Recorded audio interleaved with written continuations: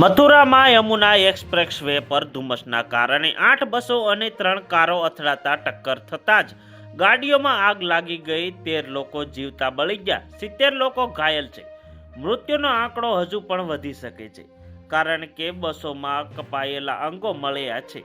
પોલીસે તેમને 17 પોલિથીન બેગમાંથી ભરીને લઈ ગયા છે। હવે DNA ટેસ્ટથી તેમને ઓળખ કરવામાં આવશે કે આ દુર્ઘટના થાણા બદલે વિસ્તારમાં 127 પર થઈ। પોલીસ, ફાયર બ્રિગેડને SDFCના 50 જવાનો અને 9 પોલીસ સ્ટેશનોની પોલીસ 6 કલાકમાં બચાવ કામગીરી પૂરી કરી।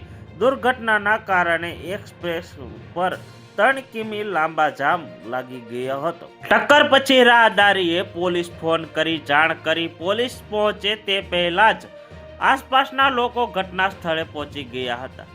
ભગવાન દાસે જણાવ્યું કે ટક્કર પછી એવું લાગ્યું જાણે બોમ્બ ફાટ્યો હોય। લોકો બસના કાચ તોડીને બહાર કૂદી રહ્યા હતા। થોડી જ વાર બસો બળીને રાખ થઈ ગઈ।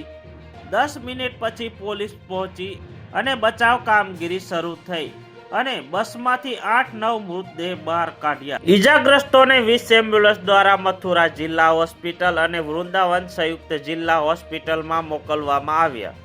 ત્યારબાદ ગંભીર ઈજાગ્રસ્તોને આગ્રા મેડિકલ કોલેજમાં રિફર કરવામાં આવ્યા। પોલીસે બસોમાંથી મુશ્કેલી મૃતદેહોને બહાર કાઢ્યા, ત્યારે CM યોગીએ મૃતકોને પરિવારજનોને માટે 2.2 લાખ રૂપિયાનું વળતર જાહેરાત કરી।